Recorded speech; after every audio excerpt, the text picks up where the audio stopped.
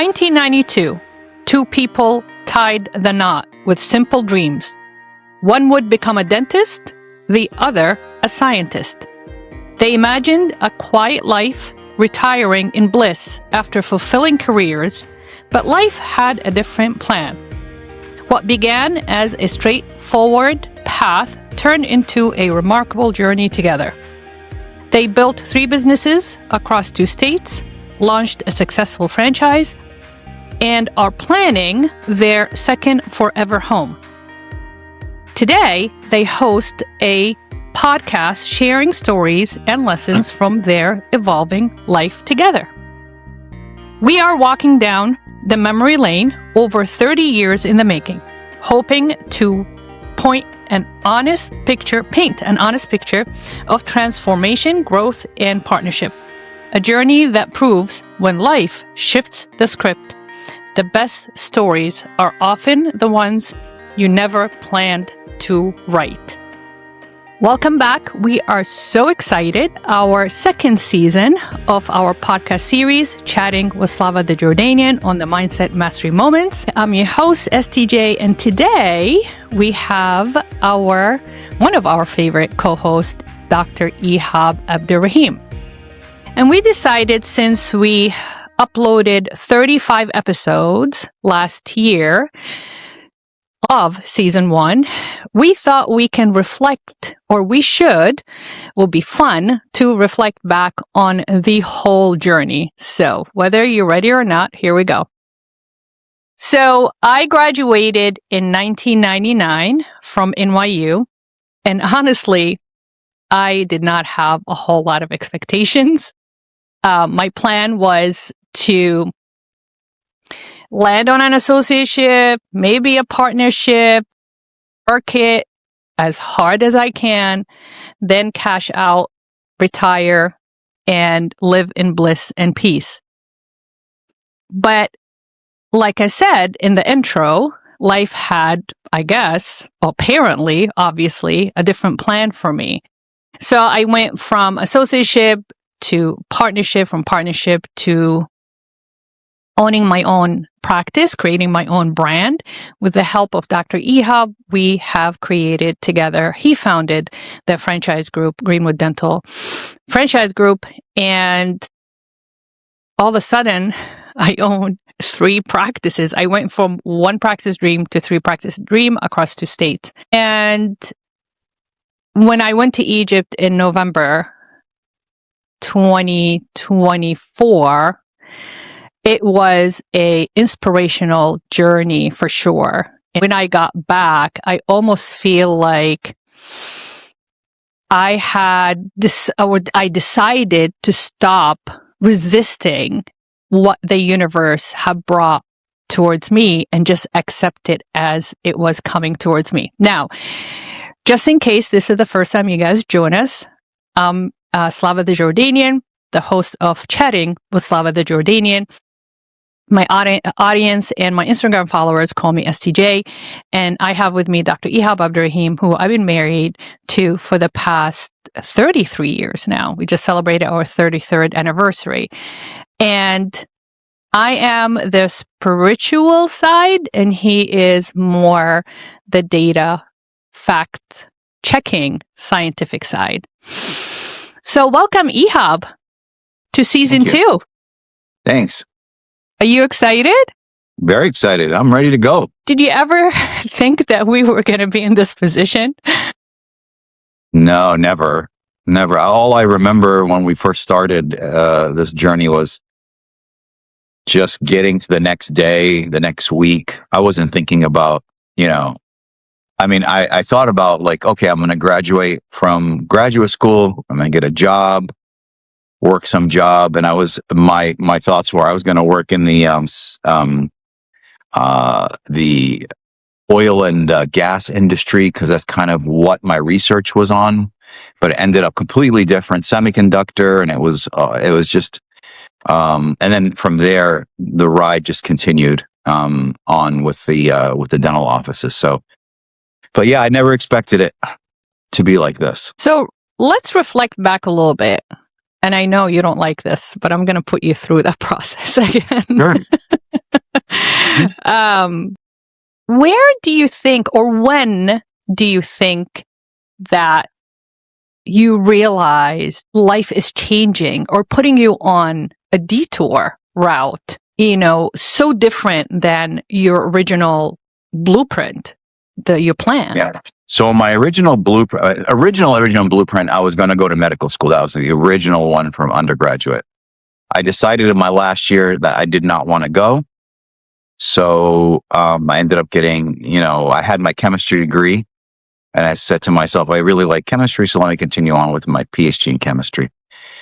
But from there, I don't know I don't even know how to explain the turns that happened.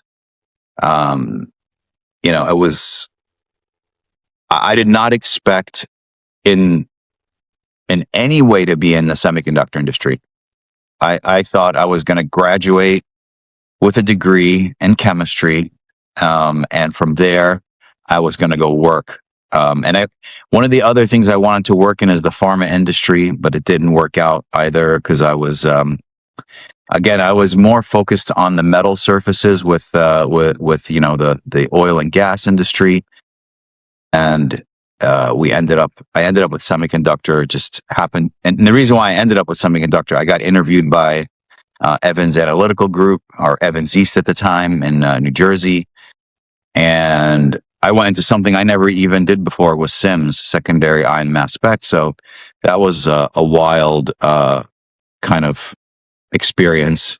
But again, I never expected to, in graduate school, I expected I'm going to go get a job, work it for 30 years or so, or 40 years, whatever it might be, and then retire on, on my 401k or whatever it might be, the retirement funds I would have.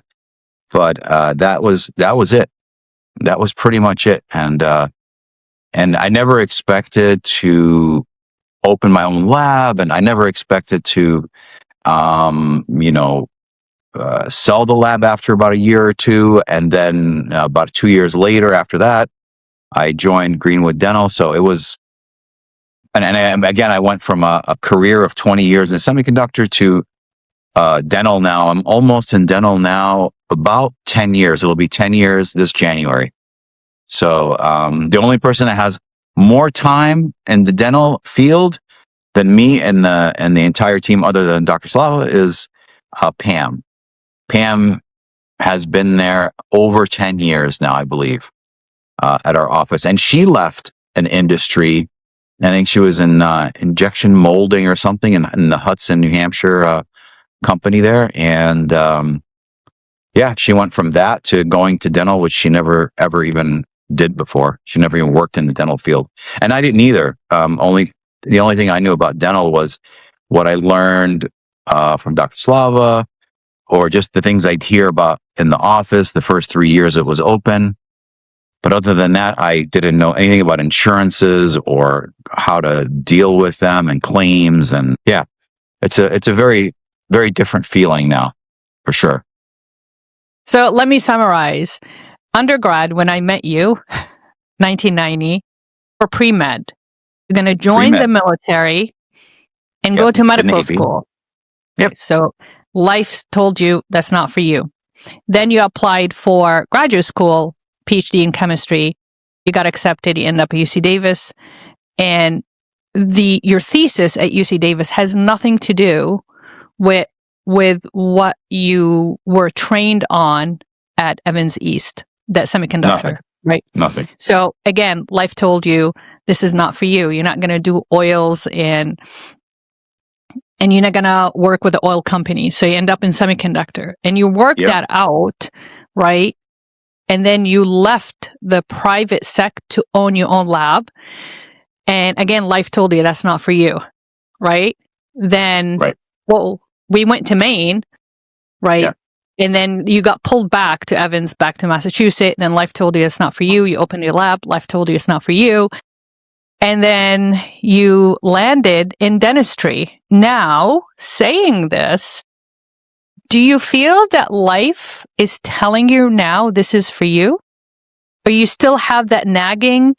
Do you feel, from what you have experienced, do you have now, did you build this radar that's like, okay, hold on a second, things are shifting again.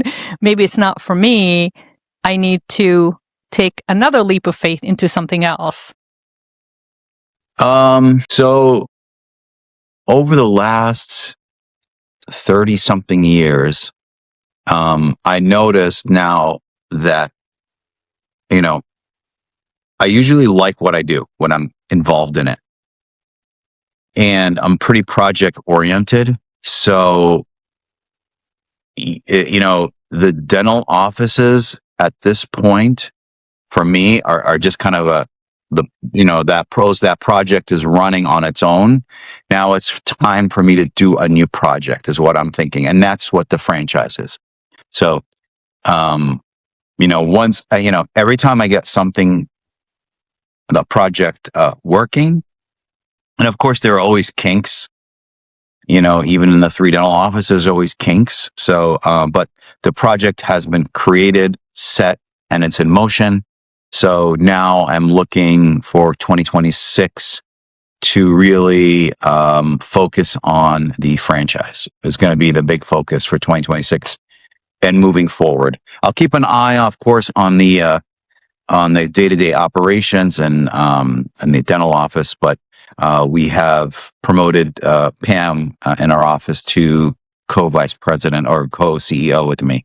So hopefully in a couple of years, I can completely phase out of working at the dental office and really focus on the bigger project, the franchise.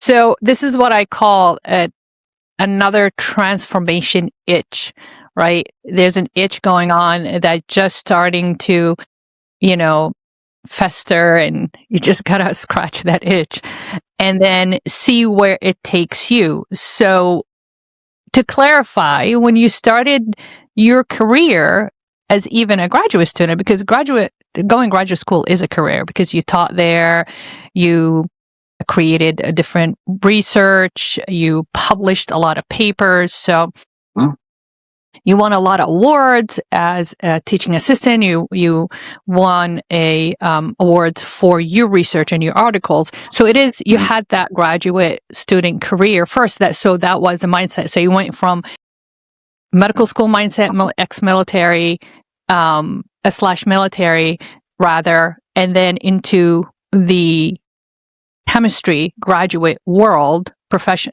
being a PhD. And then you had a mindset, you tapped into the semiconductor, and then a mindset of owning your own lab, then the mindset of going into dentistry. Now your mindset, that transformative itch, is saying that it's time for you to focus on the franchise.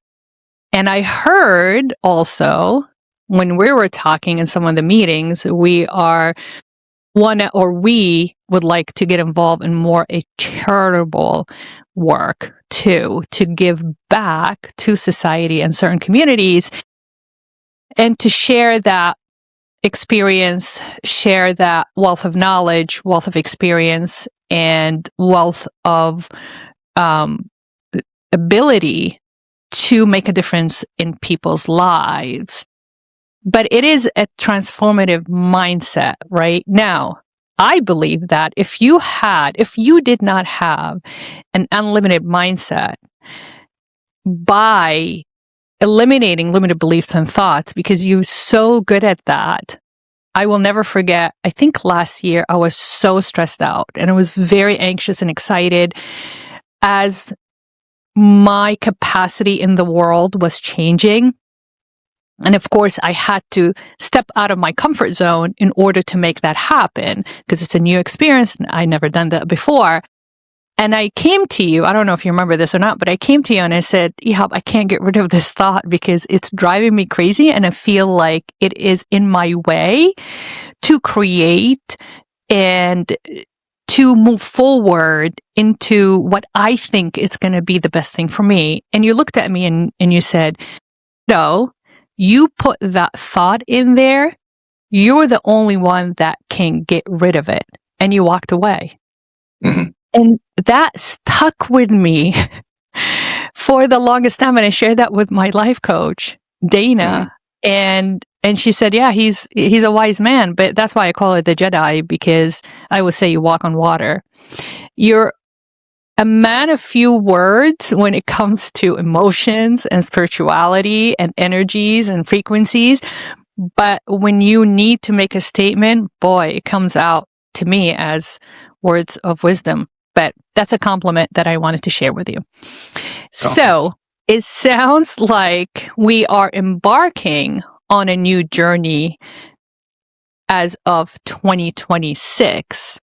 Now, do you feel things are moving fast enough, not fast enough, or too fast for us? Depends on what we're looking at. So, I think work is moving fast, but not too fast. The franchise is not moving fast enough. Again, that's something we're going to transition to in 2026. But as of now, that's not moving as fast as I wanted it to move. I thought 2025 was going to be the year where we're going to really visit the different schools, but it ended up that we were reworking Greenwood Dental, Greenwood Dental Partners here, the 3 offices, pretty heavily with respect to the clinical, the business team. It was a big 2025 was a big transformation for Greenwood Dental Partners in our 3 offices. So again, it's now, it took this many months from January till August to kind of get everything in place. Now September through December, everything should now hopefully start kind of building on that change. That was moving pretty quickly this year. And there were at some points this year, it felt a little too fast. But we had to kind of catch up with it and kind of deal with it. So that was fine. But other than that, it was again, this year was a really busy year, and that's why we couldn't do the franchise. And I wish that we didn't have to do all this transformation, but it was for the good of the practices that we transformed it into this and morphed it into this format. So, but it's the same process, though. For example, you launched the franchise in July 2024, and the universe is telling you, okay, good for you, yay, good job, you launched the franchise, but you cannot focus on that yet because there are other things are coming down the pipeline that you need to take care of that. And sure enough, it did, right? But let's plug in the Egypt. To me, coming back from Egypt, it was a spiritual journey that transformed how I receive the detours that the universe had set up for me and for us too. And the funny thing is, again, you're not very, very spiritual person because you base all your decisions and thoughts and even feelings on facts and data, and it needs to be backed up by a pattern that can be quantified and tangible pattern. Not, she said, he said, I think, I feel, it feels like kind of thing. But I did notice when you were in Egypt that you were in such a high energy of bliss status that I never seen you in except when you were in undergrad with your fraternity brothers. That is the one time, the happiest time I ever seen you through the years I've known you. The second time was when you were in Egypt in November 2024. Now, you've been to Egypt before at age 14, 15, it was my first time in Egypt. I've been to North Africa. I visited Tunisia with my family on a Christmas holiday, but I'd never been to Egypt. So I did not know what to expect. And it was my first time going back to the Middle East since the Gulf War, actually. The last time I was there was December in 1991. Yep. And so can you share with our audience, what are your thoughts about how Ihab, age 15, saw Egypt? What did you take back? What did you bring back emotionally when you were there in Egypt at age 15?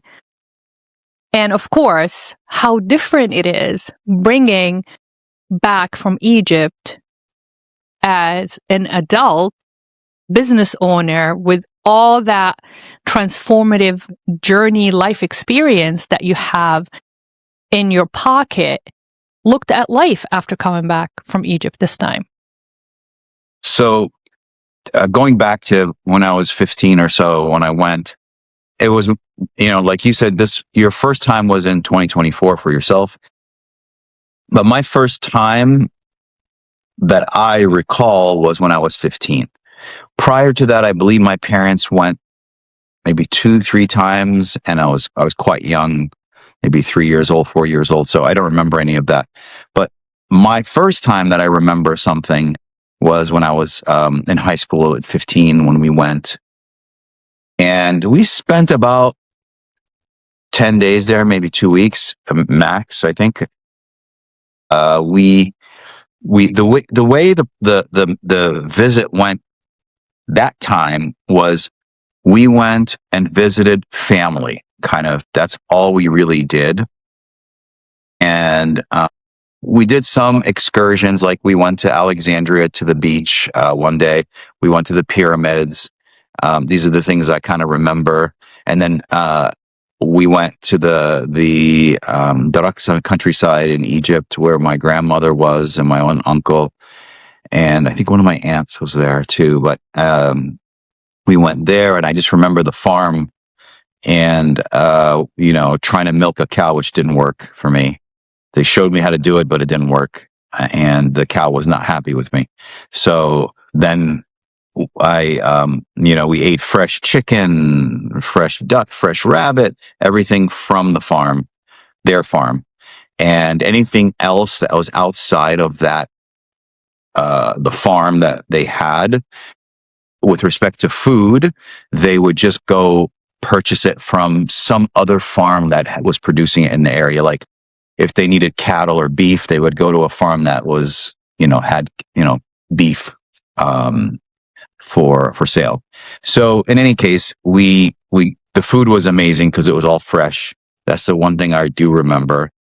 I don't remember going to really any restaurants back then. And I just felt like, again, I was a kid. So, I was being dragged around with my parents to visit family. And, it's like, my dad was one of 11. My mom was one of 9. So imagine you're going to all these people's homes, and I'm getting introduced to them for the first time in my life because I don't remember anybody. And then we go, a date. Next day I go to a different person, and then a different person. And so we were like all over meeting all these people. And, for me as a kid, I couldn't remember everybody and their names afterwards, of course, because it was only like one single meeting with them. So it ended up that it was like kind of like a whirlwind tour of Egypt, but not really of Egypt. It was a whirlwind tour of visiting homes of my family members, which wasn't, a bad thing or anything. It was just that, I'm a kid and I was thinking like, oh, I want to go to the beach, or I want to go here. I want to go there. I want to do things that a 14, 15-year-old wants to do. But we ended up doing none of that really, except once or twice.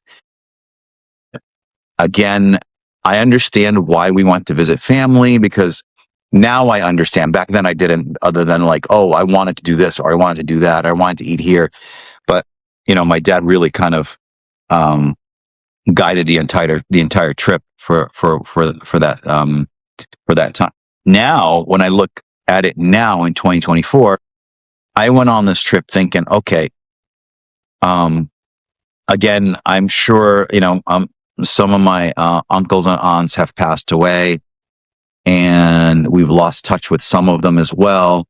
But when we went this time, we visited with my dad's youngest brother, my uncle, and his kids, which are my cousins. And I remember, again, one of them, Muhammad, was a 1 year old or so, or 2 years old when we visited when I was in high school. And when I visited this time, he was 41 years old or 42. So it was a pretty wild. See, he was a little kid and now he's a grown up and married. So that was really neat. But anyway, kind of talking about this trip now, when we went, it was focused on not many family members, which what we did last time. Because if we went on this trip and we focused on like going to all the family members, we would have been spending our whole trip visiting.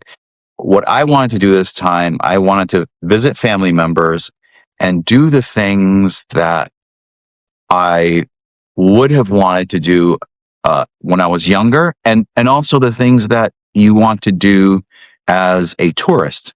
Because I'm going, imagine I'm going in 2024 for the first time in my life where I make the decisions on what we're going to do versus, someone else. Actually, Slava and I made the decisions, but it's something that we wanted to do. Let's go to Luxor. Let's go to the pyramids. Let's go to Khan Khalili. Let's go to let's go to the different places that are really big tourist attractions, but also you get to feel that history of, the pyramids being 5,000 years old and Luxor being, thousands and thousands of years old, the Valley of the Kings there.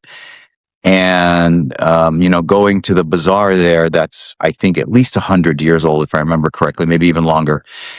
It's one of the oldest continuous running bazaars in the world.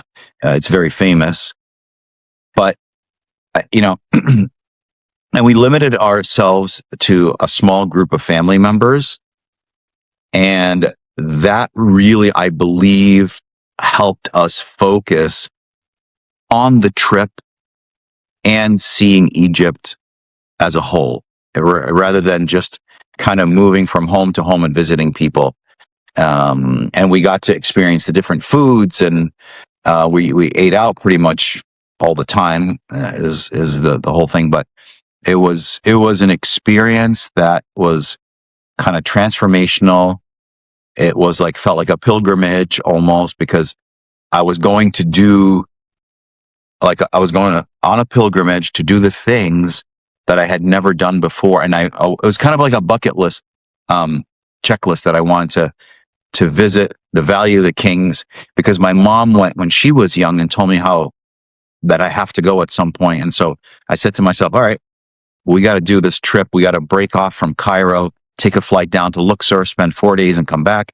And that's what we did. And I think that if I do we find a place and we move, partially to Egypt for, a couple of months out of the year, I do want to go visit Luxor again, because we didn't see everything. There's a lot there. I mean, we scratched the surface of Luxor, and we were running around like crazy in Luxor, going from one temple to another, to one, ancient Egyptian site to another ancient Egyptian site. And the food was incredible. So that is what I felt and I saw this time, because I got to do the things I wanted to do, versus when you're a 14, 15-year-old, you only get to do what your parents want to do. So, but yeah, this was a very different trip, and really made me more connected with Egypt than I was never connected to Egypt before this trip. So, only connection I had was, I know we have family members there, but there was no, connection feeling, that national feeling inside you of pride and all that until I saw what I saw there. So, Yeah, going sounds to me like you going there this time with a fresh new pairs of eyes. Number one, it sounds like, and correct me if I'm wrong, when you were a 15-year-old, you didn't have an autonomy over what you want to do, how you want to experience Egypt. Yeah. This time, you're seeing it with the eyes of a life-seasoned adult, a business owner, traveler, world traveler too. You have other experiences that you are comparing it, because as we walk through Cairo or experience different restaurant, we'll say, oh my God, this bread is even better than Italy, or, this poultry is better than even Spain. So we had a lot of things that we can compare it to in order for us to extract a unique experience of Egypt, in the Egypt experience. So, yes. But hold on a second. You went to the pyramids the first time when you were 14, 15, and you went to the pyramids. So let's pick something that is repeated experience, right? And you went to the pyramid this age. Now, as a 15-year-old Egyptian American, not even first generation immigrant, coming back from Egypt at 15, what did you think of Egypt then?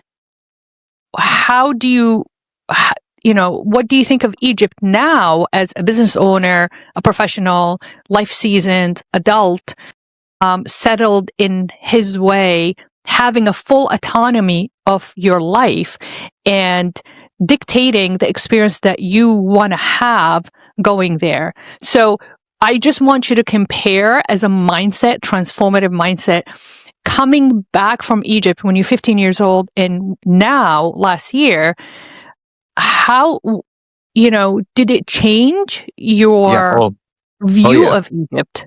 Yeah. How? Back then, in my mind, and from that point, up until right before we left, maybe like, let's say a year or two before we left, because we started connecting with my cousins and my uncle over FaceTime that whole year of 2024. I think we started talking to them in 2023, maybe. But let's go back between that trip when I was 15 up until, let's say, 2022. In my mind, Egypt was a third world country. When I visited when I was 15, it probably more or less was to me. And from that point till, I got into my early 50s, that's what I thought. And then I just started hearing things from family members, my cousins, from Maryland. They would tell me that Egypt has changed dramatically. And I never believed them. And again, we'll talk about the pyramids back then and now. Of course, they're the same. Nothing's changed with the pyramids. They're still there. The difference is how built up it is now versus when I went. So when we went, there was the pyramids, there's the Sphinx. You can take a carriage ride and they take you around, or you walk around, whatever you want to do. And now it's like coming into the park. It's like it's almost like a park here, a national park here in the United States, like Yosemite or something. It's very well planned. There's parking lots. There's gates to get in. It's all, they have parking lots for cars, parking lots for buses. So was not like that back when I was 15 years old. And then the other thing that changed was the restaurants in the area. And then, if I remember correctly, behind the main pyramid, let's say a quarter mile to half a mile back a little bit, between that pyramid and another smaller pyramid, they built this really high-end breakfast, lunch restaurant that's beautiful. We saw it from the outside, and I've seen pictures.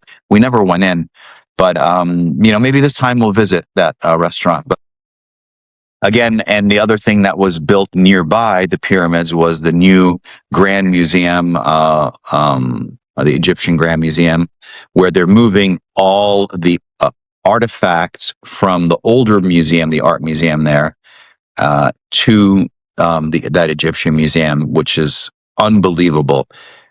It's beautiful. So again, that's the new thing. You have that museum, that new museum that's open, and you have the restaurant, and you have some other restaurants we never visited, but which are nearby, which have a view of the pyramids.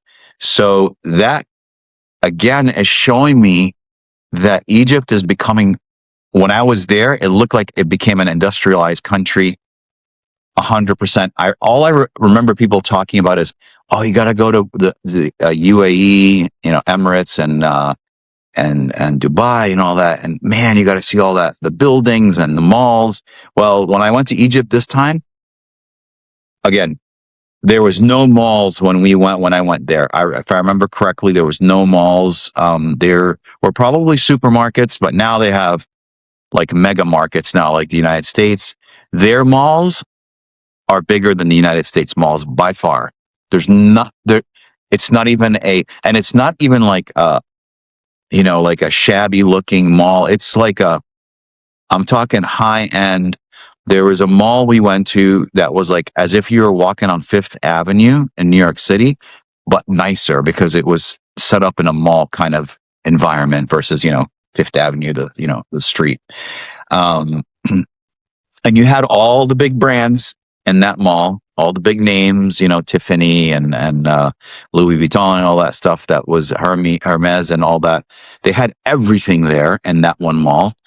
And it was, with the restaurants, it was set up in a way that was like, so like the feng shui of it was just so nice. And the artwork that they had kind of sprinkled around the mall area. Again, it's like kind of an outdoor mall, like we have one of them here in New Hampshire, here in Merrimack Outlets. But, I always tell people, imagine there was a mall in Cairo we went to that was, I believe, 8 to 10 floors high, the mall. And it was as if you took a single mall from whatever people are used to here in the United States and stacking that mall 10 high with 10 floors of the same size and same layout of the malls here in the United States, but 10 of them all in one spot with every store you can think of from the United States, Europe. I believe they had some Asian stores there, and then tons of food and coffee shops. And the funny thing is, you hear about people in Egypt having a hard time financially. Possibly that's the case, but boy, those malls were full of people, and they weren't just hanging out; they were buying stuff. People were purchasing. So, yeah, it was. It's again. I think Egypt is moving in a direction now, and it's moving quickly in a direction where they're starting to look at creating industries. For instance, I was talking to my cousin. He said they're building a Chinese car manufacturing plant there. So China is going to be, instead of exporting their cars to Egypt, the ones they sell from China, they're going to build a manufacturing plant, hire Egyptians on the assembly line, and make those cars in Egypt for a lower cost. And there's no tariffs, and since it's employing Egyptians, and it's a company in Egypt specifically, it will obviously be a lot cheaper for the car. The Chinese company still makes a profit, obviously, from it, and the Egyptians have jobs and job security, and they get cars built there. And for what I'm hearing, they got also some military type equipment being built there now. Maybe some smaller vehicles, military vehicles. I think ammunition was another thing on the list. So that's again a really big thing, because if you start building your own planes, which is again they're going to be doing it with I believe France, the Rafales, the Rafale fighters. They're going to be building those in Egypt, which is going to be a big deal, because if you start building those planes in Egypt, those fighter jets, then Egypt, that industry can grow quite quickly and start exporting those rafales for France, where France can make a really good profit, obviously, from it, since it's their plane. And Egypt is building and industrializing and growing and selling, exporting fighter jets, for instance, for France. Again, it could be a manufacturing facility outside of France or wherever in Europe they have manufacturing facilities for those planes. You have one in Egypt, and you can start maybe selling and exporting for that French company to African nations that buy the planes. Again, that boosts the economy, that boosts the industrialization of the country, and that boosts the morale. Again, I don't want to say the morale is low. The morale is very high there. People are very happy, but it's going to give people that job security. The more job security you give to a person or a group of people or a country or a population, it really strengthens the economy. And in turn, strengthening the Egyptian economy helps strengthen world economies as well. It's not just you strengthen one and nothing happens outside. It's like you're living in a little bubble. It doesn't work like that. You strengthen the Egyptian economy, and that means people start buying things, importing other goods from other countries. That boosts other economies, as well as the Egyptian economy boosted by them exporting as well. So I think that's kind of the really the big thing that's happening in Egypt that I've seen when I was there. And I think it's gonna, in the next 5 to 10 years, it's gonna be a big jump in industry there. And I'm hoping to be there and helping with that in some way. And so we'll see that if that project moves along as we are planning with that in Egypt. That is a fascinating insight of you analyzing the really point of attraction to Egypt that you have right now, to the point that you want to purchase a second home in Egypt. Yeah. All the places we visited, I would have never, ever purchased in Egypt prior to going. I would never have wanted to move there. In my mind, we were talking about, like, we're going to work X number of years and retire. In my mind, I was going to retire in the United States.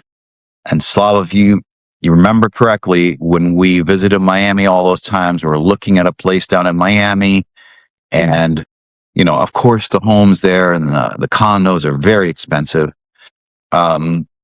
Which is, fine. We could find something that we can afford, but in the end, I was like, when we went to Egypt, I'm like, whoa, various things clicked in my head.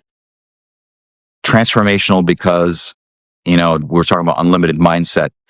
I wanted to be around family now because I have no real family here except my cousins in Maryland, meaning my blood family. And I really connected with them when I went, especially my two cousins who I really spent a lot of time with, and my uncle. I want to spend a little more time with him when I go there this time, because I always spent with Sally and Muhammad. We were there with them a lot together. And I would have never moved there. I even told my dad this, like, when I was young, my dad was like, you got to go visit your family at some point. And I told him, I don't really want to go to Egypt. I don't really know anybody there. But when we went, it felt like, like saying, oh, I don't not know them. When I went there, it felt like I only was gone for like a week or two, as if we were always connected. And even though I wasn't there physically for 40 years, that connection stayed and was made much stronger when we got together. And it solidified in my mind that I want to be around my family and the last X number of years I have left. And I want to spend as much time there as possible, without causing any ripples at work here or the franchise. Of course, I'm going to try to balance both of them. And buying a house there again was not on my list at all. And then after visiting, I'm like, you know what? I really want to buy a home here. And I was going to buy a home on the Red Sea first, but I said to myself, why don't I buy a home in Cairo near everybody? And then we can always look at something and on the Red Sea in the future. It's not a big deal. But, in Cairo, we'll have our second home there. And when we visit in the future, we don't have to stay at a hotel. We can stay in the home. It'll be nice. And then if things go well with any kind of businesses or the nonprofit starts to take off, we'll spend a little more time there as well. Instead of just kind of visiting 2 weeks here, 2 weeks there, we'd spend maybe like a month here and there in Egypt. But yeah, again, it was not even on my radar. So just to simplify things and summarize things, when you went, it is a mindset transformation, right? When you went the first time at 15, you were not a life seasoned person. You were under the protection and under the autonomy of your parents. So, yeah. And then it was number one. Number two, you didn't have the sense of duty because your parents are around. The parents are going to take care of it. That's their job, to show their family the gratitude or the give back to the family. Number two. Number three, Egypt has evolved. So I'm wondering if we went last year and Egypt looked just like what it looked like when you were there at 15 years old, I don't think there would have been that strong point of attraction. And the last point is, because you rekindled your relationship with your family, thank you, technology, thank you, social media, reconnected people. When you landed in Egypt, you felt like you never have left because you almost were there physically to fulfill or continue the fulfillment of that relationship. So that's what happens when you go through life. Now, your parents are not around. They do not control the autonomy of your path. You are, right, the king of your domain right now. Yeah. You dictated what you want to do, who you want to see, what to do. And people actually respected that and took that into consideration when your family planned your vacation there. You got to experience Luxor, which is the fascinating civilization that we absolutely love and admire and respect. You are practicing the sense of duty being the matriarch of your family right now. You are as close as a male member of your family. You are as important as your Uncle Salah, because your cousins are younger than you and they're looking up to you.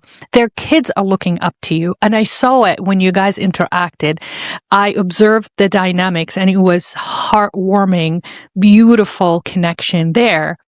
Now, also, as Egypt evolved economically, an industrial way, for you being an entrepreneur with an entrepreneurship mindset, you are seeing opportunities in Egypt that you would never seen if Egypt did not evolve the way Egypt is evolving. So part of it sounds like, reconnecting with family, having the sense of duty that I want to go back and give back because my dad always, asked me to take care of my family. My mom asked me, make sure to go see Luxor. I've done that.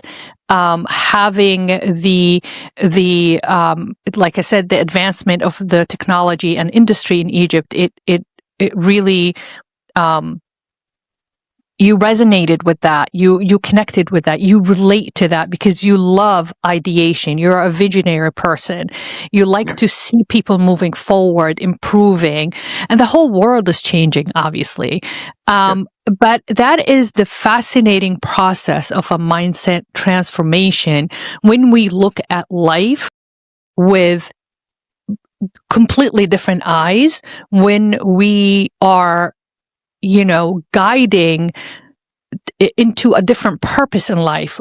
Your capacity as an entrepreneur, a business owner, job creator, CEO right now in the world, you're looking at the world and life with those two new eyes. So you're gonna perceive things a lot differently. Right. You're gonna find the opportunity. You're gonna find the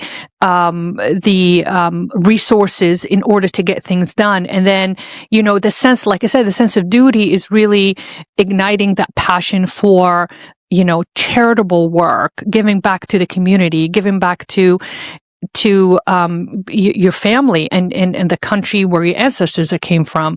But I never ever thought, and we used to compare. You're right. We were gonna seriously consider Miami as our second/retirement home.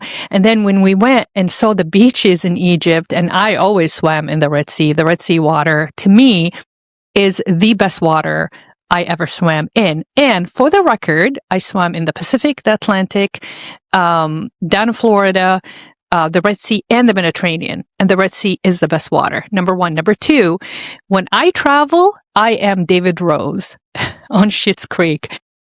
I'm very fussy where I sleep, where I eat, where I go, the crowd, the vibes. But when I was in Egypt, I did not care about those things. I just wanted to be. And that feeling, I used to read about people experiencing that feeling, but I never ever experienced it with anybody, with any race, with any continent, with any food, with any civilization, with any heritage, like I felt it when I was in Egypt. And again, I was not fussy. Like I said, I didn't care where I ate. I didn't care where I walked. I saw beauty in everything and everyone. And that feeling, stayed with me when I came back to the United States, but I struggled to compare. When I came to the United States, almost like the tables, the table just flipped, right? Now, United States to me looks like, sad, looks like just hard work, looks like there's the essence of life like I felt in Egypt. Could be because we are thank God, blessed, very thankful, grateful for that, to be in a situation that we can do that, where I know the majority of people are struggling there. We will try until we can't do it anymore in order to give back to the community. But that's the struggle. Do I choose to continue living and retire in a country that there is no essence of life the way we look at it as Arabs, right? As a Jordanian, as an Egyptian? Do we really want to spend the last years of our lives in a place, what I call the labor camp? To me, United States is work. And because that's the relationship I have and the connection I have. Yeah, there are, a couple of spots that I love to go and visit just to recharge. The recharging here in the United States does not last, and it does not impact me on such a deep level as the vacation or the break or the recharge that I got from Egypt. That lasted me a long time. I'm talking about the first quarter of the year. And then I started to feel I'm very depleted. I needed that vibe. I needed that Egypt energy again. But that, like I said, how can vibration and energy from one nation and from one spot in the world, I'm sure there's other spots in the world that can give you that sensation, any spots in the world that impacts you, body and soul. And it's you come back and you analyze your emotions, you analyze your mindset, you analyze your aches and pains, being postmenopausal, and that was all gone in Egypt. And probably it was happening, but I was not paying too much attention to it because I was, vibrating on a different frequency that gave me that bliss and comfort. Does that make sense, or am I like no, it makes like a crazy person? Yeah, it makes sense. Oh yeah. I mean, that feeling you're talking about is the reason why we were looking at Florida, and it's like, why spend the money there when you can get something equal? I mean, the houses between Florida or anywhere in the United States and Egypt, are the same to me. Like, those really nice homes in Egypt are like the same as the really nice homes in the United States, but 1/4, 1/5 of the price at least, and you'll be able to give back to the country. Because I'm thinking, when I go visit Egypt, now I want to, instead of going to Miami to go to the beach, I want to go to Egypt, go to the beach, and stay at a hotel there first, and give back to the Egyptian people, because again, tourism is a big thing for them. So giving back financially in that way, at least that way for now, until we get the other projects going there, is something the least that I can do for Egypt. And it's, I'm thinking in my head, I don't want to waste much money in Europe anymore. I've been to Europe. I've been to London many, many times. It's great. Nice city. Fun. I would go every once in a while now, not as often as I wanted to go in the past. I don't want to do that anymore. And, because I can get that same type of, food, things like that, even better in Egypt than in England. Sorry. But yeah. So anyway, that's kind of my take on it. Like, I want to give back to Egypt, and giving back in the United States, which I do now. I mean, it's not like we don't go out or anything like that, but I want to do more and more of the visits to Egypt, so we can try to get those projects going. So, but yeah, that's pretty much kind of the way I look at it. Again, we talk about unlimited mindset. A 14-year-old's unlimited mindset is very different than a 56-year-old unlimited mindset, because that 56-year-old has gone through a lot of years of experience and visiting many, many countries around the world. And now you come back and say, wait, you know what? Egypt is really as advanced as the United States in many ways. There's still some, kind of things that they're behind in a little bit, but that's okay. They'll catch up. And they're working on it now. So I think that, compare it to the country around them, right? Turkey is no better. Italy is no better. Greece is no better. South of France is no better. South of France, you walk into south of France, you feel like you're in the 1940s. The war just ended, like V-Day just happened.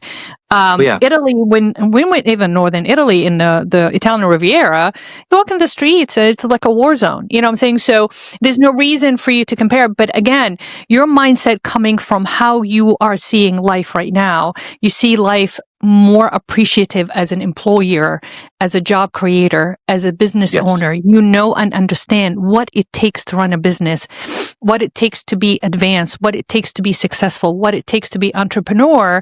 And now even we met amazing entrepreneurs in Egypt when we were there, and hopefully our relationship will grow for years to come, which is really, really fascinating. And again, if we did not have the life experience where we can compare, in order for us to make that decision that, we will feel better being around family. We will feel better to have a home. We will feel better that we have the opportunity as immigrant to play upon the advantage that we are multicultural, adaptive, and we have multicultural competency too. That's the beauty about an immigrant, not to have either or, but to have both. And when I used to talk to immigrants like your dad's friends in Hoboken train station, they're from Puerto Rico or the Dominican or Cuba, and they said, oh, I'm going to buy a house back home, buy a land, build a house. Even my friends, American friends from the Philippines, they say, you know what, I'm never going to retire here. And I used to think you guys are crazy. Why would you go back? Coming after having such a fulfilling life here in the United States, you're going to retrograde yourself and downgrade yourself. Right. And how are you going to be able to adapt after living in a first class country to go down? It's going to be harder for you to go through life getting stuff done when you don't have the amenities or the resources that as advanced as the United States. But now I see why. It's not the lifestyle. It's really the heart warmth feeling that you feel when you are there. And again, that's the beauty about being an immigrant. You can have both worlds and you can adapt back to the culture, your ancestors' culture. You can come back and do some work here. You are an American and then you are X, Y, and Z. You go back, you gain that blissfulness, almost recharging, resetting yourself, relaxing, and then you can come back and make more money and you can go spend it there. You can come back more money. And we are so grateful and so thankful and so blessed that we have this opportunity. But in 1992, Ihab, we never ever thought we'll be sitting on a podcast on social media platform talking about that ever. So as we reach to the end of our hour, I would like to thank you guys for listening and watching. And as a reminder, these episodes are uploaded every single Wednesday on the Apple Podcast and the Spotify podcast platforms. And also these episodes are available for you guys to watch as a video on the Greenwood Dental Partner YouTube channel.